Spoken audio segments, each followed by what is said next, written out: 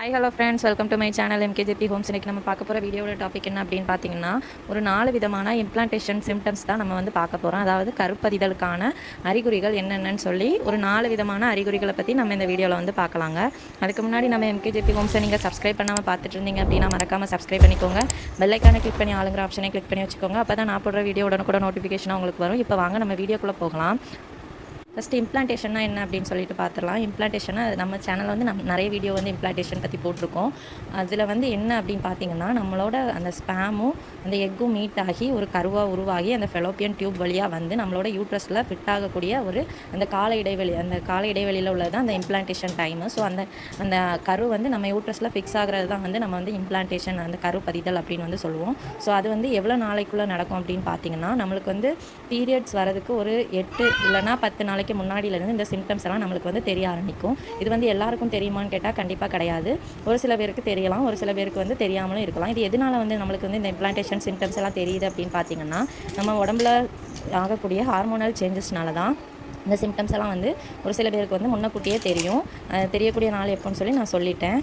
First symptoms என்ன அப்படின்னு பார்த்தீங்கன்னா, எல்லாருக்கும் பொதுவாக தெரியக்கூடிய சிம்டம்ஸ் ஒருவேளை வாமிட்டிங் இருக்கலாம், இல்லை வந்து நாசியா, இந்த மாதிரி நம்மளுக்கு வந்து கொமட்டல், இந்த ஸ்மெல் சென்சேஷன் பிடிக்காமல் இருக்கும், சமைக்கிற ஸ்மெல்லு, ஏதாவது பூ வாசனை, அதே மாதிரி புதுசாக ஏதாவது வித்தியாசமான வாசனை, இந்த மாதிரி வாசனைகள்லாம் நிறைய பேருக்கு பிடிக்காமல் இருக்கும். அப்புறம் டயர்ட்னஸ், இதெல்லாம் வந்து நம்ம பீரியட்ஸ் வரதுக்கு ஒரு 8 நாள் முன்னாடியிலேருந்தோ இல்லை 1 வீக் முன்னாடியிலேருந்தோ நம்மளுக்கு வந்து கொஞ்சம் கொஞ்சமாக ஸ்டார்ட் ஆக ஆரம்பிக்கும். ஸோ இது வந்து ஃபஸ்ட்டு சிம்டம்ஸ். இது வந்து மேக்ஸிமம் எல்லாருக்கும் இந்த சிம்டம்ஸில் ஏதாச்சும் ஒன்றாச்சும் கண்டிப்பாக இருக்கும். இது வந்து ஒரு வேளை உங்களுக்கு வந்து அந்த கரு பதிஞ்சிருந்துச்சு அப்படின்னா உங்களுக்கு வந்து இந்த சிம்டம்ஸ் எல்லாம் தெரியும். செகண்ட் சிம்டம்ஸ் என்ன அப்படின்னு பார்த்தீங்கன்னா, ரொம்ப முக்கியமான சிம்டம்ஸ் இம்ப்ளான்டேஷன் ப்ளீடிங். இது வந்து இப்போ ஒரு 3 பேர் இருக்காங்கன்னா, அந்த 3 பேரில் யாராச்சும் ஒரு ஆளுக்கு தான் இந்த சிம்டம்ஸ் வந்து இருக்கும். கண்டிப்பாக எல்லாருக்கும் இருக்காது இந்த இம்ப்ளான்டேஷன் ப்ளீடிங். இது வந்து எதனால் ஆகுது அப்படின்னு தெரிஞ்சுக்கணும் அப்படின்னா, இது வந்து நம்ம வந்து சொல்லியிருந்தோம், அந்த எக்கும் ஸ்பேமும் மீட் ஆகி அது ஒரு கருவாக உருவாகி அந்த ஃபெலோப்பியன் டியூப் வழியாக அந்த சாக் வந்து மெல்ல மெல்ல வரும். அப்படி வரக்கூடிய அந்த சாக் வந்து அந்த யூட்ரஸில் ஃபிட் ஆகும்போது அது வந்து பதிகிற டைமில் அந்த ஃபிட் ஆகி ஒரு கருவாக வளரும்போது அந்த யூட்ரஸில் இருக்கிற அந்த பிளட் வந்து லைட்டாக வந்து நம்மளுக்கு வந்து வெளியே ப்ளீட் ஆகும். அது வந்து ரொம்ப ரேரான விஷயம். ஸோ அந்த மாதிரி வந்துச்சு அப்படின்னா நம்ம வந்து கண்டுபிடிச்சிடலாம். இந்த ப்ளீடிங் வந்து எப்படி இருக்கும்னு நம்ம வீடியோவில் நிறைய சொல்லியிருக்கோம். இது வந்து என்ன கலரில் இருக்கும் அப்படின்னு பார்த்தீங்கன்னா, ரெட் கலரில், லைட் பிங்க் கலரில் இருக்கும், லைட்டு ரெட்டு, இந்த மாதிரி கலரில் தான் இருக்கும். நம்மளுக்கு நார்மல் பீரியட்ஸ் என்ன கலரில் இருக்கும்னு நம்மளுக்கு வந்து தெரியும். ஸோ அதே மாதிரி இது வந்து ப்ளீடிங்னு சொல்ல முடியாது, இது வந்து ஸ்பாட்டிங்காக தான் இருக்கும். இப்போ நீங்கள் யூரின் போகும்போது லைட்டாக ஒரு ட்ராப் அந்த மாதிரி வரும், ஒரு ட்ராப் 2 ட்ராப் இப்படி சொட்டாக தான் வரும். ஸோ அதை வச்சு நம்ம வந்து ஐடென்டிஃபை பண்ணலாம். இது வந்து இம்ப்ளான்டேஷன் ப்ளீடிங். இது வந்து ரொம்ப ரேர்லியராக தான் நடக்கும். அதே மாதிரி வந்து பார்த்திங்கன்னா, இந்த ப்ளீடிங் இருக்கிறவங்களுக்கு வந்து ஸ்டொமக் பெயினோ எந்த விதமான பெயினுமே இருக்காது. அதே மாதிரி இந்த ப்ளீடிங்கும் வந்து ஒரு 2 டேஸ் இல்லைனா 3 டேஸில் வந்து ஸ்டாப் ஆயிடும். ஆனால் வந்து அதிகமாக இருக்காது, ட்ராப்பாக தான் இருக்கும். ஸோ அதை வச்சு நம்ம வந்து கண்டுபிடிச்சிடலாம். அதிகமாக வந்துச்சு அப்படின்னா அது உங்களுக்கு பீரியட்ஸ்க்கான சிம்டம்ஸு. அதுக்கப்புறமா 3வது சிம்டம்ஸ் வந்து ரொம்ப இம்பார்ட்டண்ட்டான சிம்டம்ஸ். இந்த சிம்டம்ஸ் வந்து மேக்ஸிமம் பாதி பேருக்கும் இருக்கும்.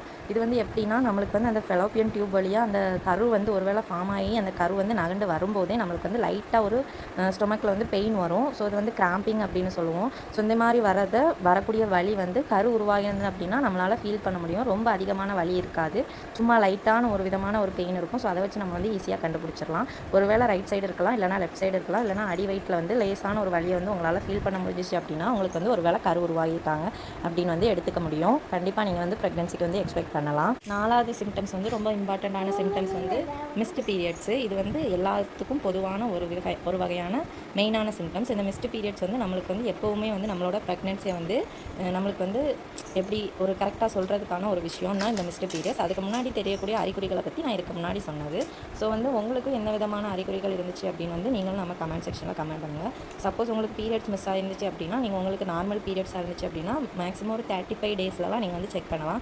இர்ரெகுலர் பீரியட்ஸாக இருந்துச்சு அப்படின்னா நீங்கள் ஒரு 50லேருந்து 55 டேஸ் வரைக்கும் வெயிட் பண்ணி செக் பண்ணி பாருங்கள். அதையும் தாண்டி உங்களுக்கு வந்து நெகட்டிவ் டெஸ்ட் வந்துச்சு அப்படின்னா நீங்கள் ஒரு 60 டேஸ் வரைக்கும் வெயிட் பண்ணலாம். வெயிட் பண்ணி செக் பண்ணி பாருங்கள். அதுக்கு மேலே நீங்கள் வெயிட் பண்ணணும்னு அவசியம் கிடையாது.